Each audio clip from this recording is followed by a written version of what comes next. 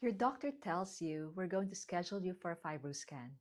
You nod, but inside you're wondering, what exactly is a Fibroscan? Will it hurt? Is it like an ultrasound? Do I have liver cirrhosis? And what do all of these numbers actually mean? As a gastroenterologist, I perform and interpret Fibroscans regularly. And one thing I've noticed is that many patients leave with more questions than answer. So in today's video, I'm going to explain Fibroscan in simple language, what it measures, who should have one, and what your results may mean, and why it's become such an important tool for detecting liver disease early. Hi, I'm Dr. Francis Horenstein, a board-certified gastroenterologist and founder of Digest Health. On this channel, I help you understand digestive and liver diseases using evidence-based medicine while giving you practical lifestyle strategies that can improve your health. If there's something you're interested in, consider subscribing. Now, let's talk about Fibroscan. A Fibroscan is a quick, non-invasive test that helps us evaluate the health of your liver. Unlike a regular ultrasound that mainly creates pictures of the liver, Fibroscan uses gentle vibration together with ultrasound technology to estimate two important things. First, how much fat may be stored in your liver. The second is how stiff your liver is.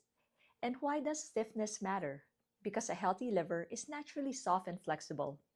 Over time, if liver disease progresses, scar tissue called fibrosis can develop. Scar tissue makes the liver less flexible, so the liver becomes stiffer. Think about the scar on your skin. Healthy skin is soft, but after an injury heals, the scar often feels firmer, and your liver can behave in a similar way. It's important to remember that Fibroscan measures liver stiffness, which helps us estimate the likelihood of fibrosis. It's one piece of the puzzle and is interpreted together with your blood work, medical history, and other testing. One of the biggest challenges with fatty liver disease is that it often causes no symptoms at all, especially in its early stages. Many people feel completely healthy, while fat quietly accumulates in the liver. In some people, that fat can lead to inflammation, then fibrosis, or liver scarring, and eventually liver cirrhosis. The goal is to identify liver disease before permanent damage occurs, and that's where Fibroscan can be incredibly helpful.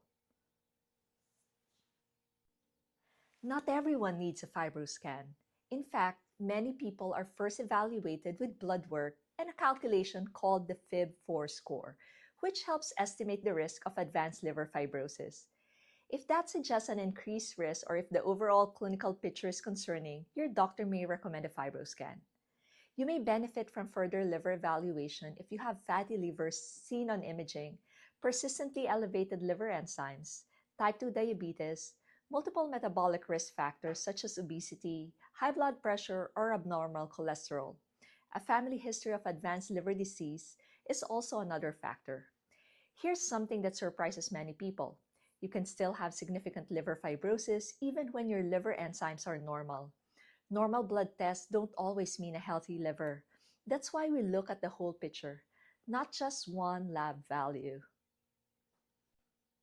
The good news is that the test is very simple. You'll usually be asked not to eat for a few hours beforehand because eating can temporarily affect liver stiffness measurement. During the test, you'll lie on your back with your right arm above your head. A small probe is placed against the skin over your liver on the right side. You will then feel a series of gentle taps. That's it. No needles, no sedation, no radiation. The entire test usually takes about 10 minutes, and most people go right back to their normal activities afterward. A Fibroscan provides two important measurements. The first is called the CAP score, or Controlled Attenuation Parameter. This estimates how much fat may be present in your liver. A higher CAP score generally suggests more liver fat. However, the CAP score does not tell us whether there is inflammation or definitively diagnose a condition called metabolic dysfunction associated steatohepatitis or MASH. It's one part of the overall assessment. The second measurement is liver stiffness. This is reported in units called kilopascals or kPa. Generally speaking, lower stiffness values are reassuring, while higher values increase our concern for more advanced fibrosis. Very high stiffness values may suggest advanced fibrosis or liver cirrhosis, but it's important to understand that one Fibroscan number alone does not make the diagnosis. Liver stiffness can also be affected by other factors, which is why your result should always be interpreted in the context of your symptoms, blood work, other imaging studies, and overall medical history. And here's my favorite part. The liver has an incredible ability to heal. For many people, especially when fatty liver disease is caught early, reducing liver fat through sustainable lifestyle changes can significantly improve liver health. Earlier stages of fibrosis may also improve over time. That's why early detection matters. The sooner we identify liver disease, the more opportunities we have to slow or even prevent its progression. This is why I'm developing my fatty liver reversal program. A Fibroscan gives us valuable information about where your liver may be today, but it doesn't reverse fatty liver. The real work begins afterward.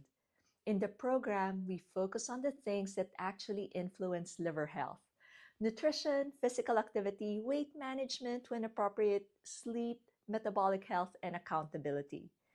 The goal isn't simply to improve a number on a report. The goal is to improve your liver health and your overall health in a way that's sustainable for the long term. If you found this video helpful, I'd love for you to subscribe because every week I share evidence-based videos about liver health, digestive health, and disease prevention. And if you've had a Fibroscan before, tell me in the comments, what was the most confusing part of your results? I may answer your question in a future video. And remember, understanding your liver is the first step toward protecting it.